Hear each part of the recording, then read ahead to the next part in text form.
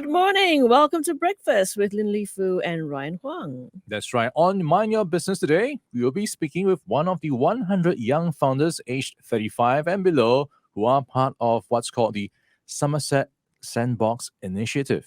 Now, organized by Invade in partnership with Somerset Belt and powered by the National Youth Council, Somerset Sandbox is an annual event featuring 100 youth founders aged 35 and below, spanning across the creative, retail, and F&B industries. So these are really creative guys. So today, our guest went from being an interior designer to a housewife to becoming an entrepreneur in sustainable homeware.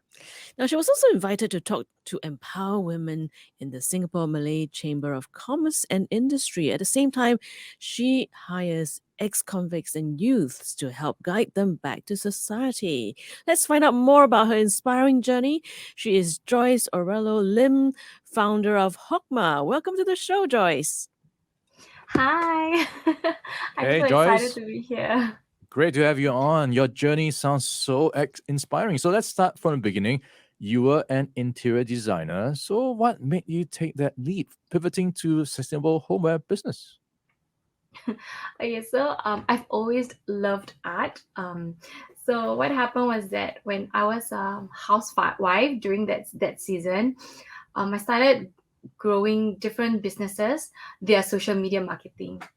So as I was taking care of my son, at the same time I was trying to grow other people's businesses. So and while I was doing hobby as well, so that I realized that I wanted to do something for myself. So I started to begin with creating like jewelry business from home. So it was very home based. But as I was doing the home based business of the jewelry, I realized that I had a lot of waste. And as an artist, I really feel very guilty. um, I have like over 35 kg waste in like a month because I was also slowly starting to run workshops teaching students how to create them. So because of that guilt that I have having a lot of waste, I then decided to look for a more sustainable material. That's when I experimented many different materials, like over 10 different materials, and that's why I discovered Jesmonite. Yeah, and that's where my journey started. Joyce, I'm a bit curious. Why is there so much waste when you create jewelry? And why do you even go in jewelry in the first place? Okay, so the material that I was previously using was actually made of a certain clay material, and because of that, I cannot reuse it, and there's a lot of leftover, especially during the workshop, um, from the mistakes of the students or the mistakes that I made. So I cannot recycle them because of how it is actually made. Yeah. Now, picking up from what you said earlier, you stumbled upon the material Jesmonite. Tell us more about that. Okay. So Jesmonite is actually made from UK. So I imported Jesmonite from UK. It is an eco-friendly material. It is water-based, and it is a fast-drying material. It's a sustainable material, and also what I really love about the material is that it it can actually capture you can use that material to create many different color from different Pantone colors, so it's very customizable. The colors is bright and it's very vibrant and stuff. So that's something that I really love about the material. And it can be recycled too. Yes, it can be upcycled. So we have a zero waste production policy in hok-mah where we actually upcycled our from if ever there's like waste from our previous production or from the leftover from the students in our workshop, we upcycle them and we recast them and we create them into another beautiful design where we call them broken made whole pieces. So this broken made whole pieces is actually my favorite collection because it's actually a reflection of my life story as the artist as well, where I believe that going through different challenging seasons in life, you can still be made whole again when you're placed at the right guiding hands of beautiful communities, healthy and positive friends and families. Yeah. Yeah, I'm just looking at the pictures of Jesmonite and how it can be applied to different products. I actually can see a very wide range of different things you can use Jesmonite for. So it looks a bit like clay. It comes in a bit of a tub. Is that right? Yes. So Jesmonite, the original raw material, it actually comes in a liquid and a powder form, and the Mm.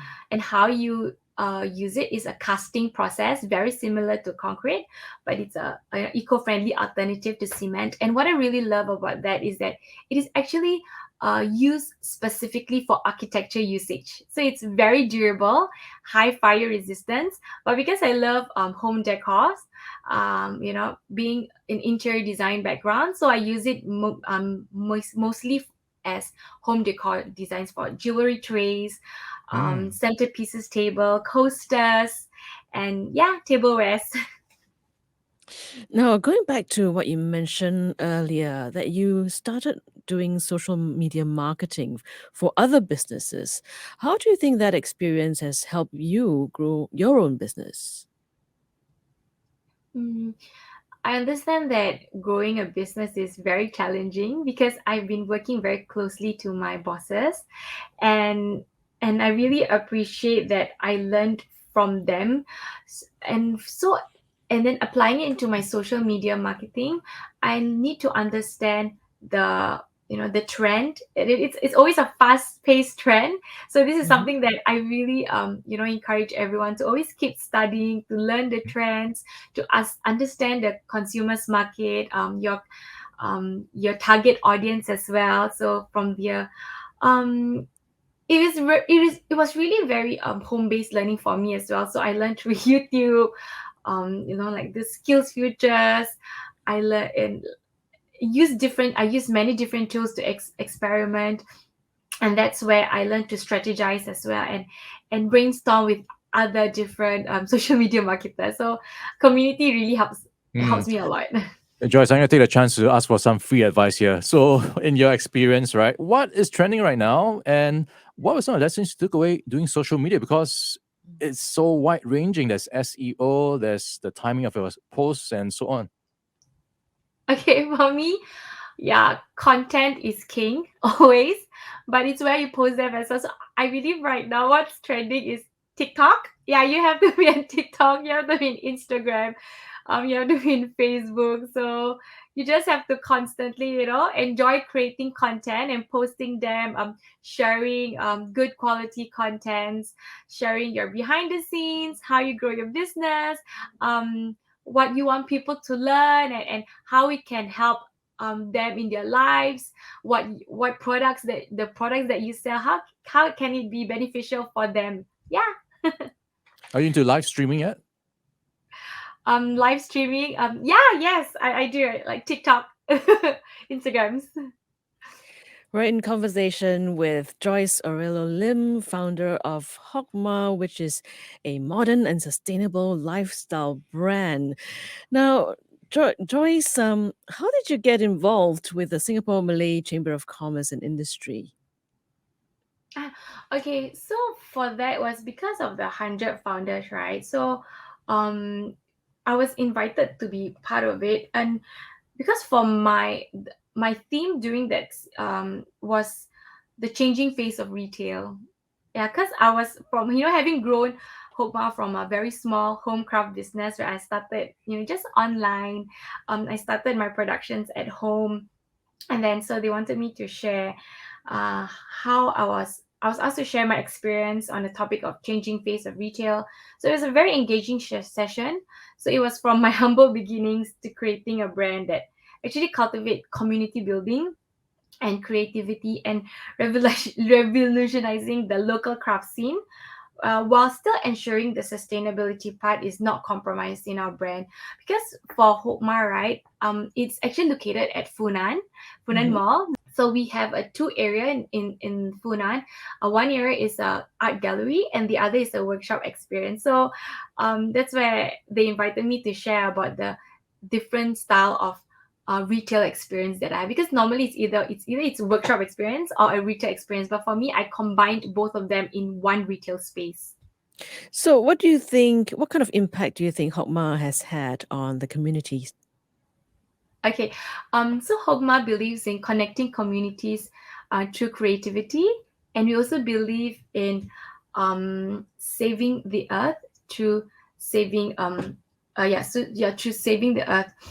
So what I really love about how we have impacted the community is in terms of environmental wise, because we have been going to different running different workshop experiences. So we've gone to many different companies and to empower different companies to find alternatives in being sustainable in many ways, from small ways to big ways. So that's one of the areas. And the other is where I partner with different communities as well, where we hire interns from youth at risk Hmm. to yeah, so this kind of small Yeah, giving small back to help. society. Yeah, if Yes, you're wondering, correct. hok-mah is spelled Chokmah. So that's a Hebrew word for wisdom. And I think you are spreading the wisdom to the next generation and to other people to enable them to pick up new skills as well. So, Joyce, what's next for your business? Okay. So hok-mah, I really hope that hok-mah can continue to grow, especially in the area of creating customizing tabletops. Then, and as a surface designer, I would love to create furniture, you know, table tabletops, yeah, tabletops in many different design. Because what I really love about the material that I'm playing around right now is that it's very versatile and it's customizable, comparatively to a traditional terrazzo design. You can customize the different colors that you want to achieve in your terrazzo chips and your marbling design as well. All right. Thank you very much for sharing your inspiring story with us, Joyce. Thank you so much. We've been speaking with Joyce Orallo Lim, founder of hok-mah. Stay with Money FM 89.3. Money FM 89.3.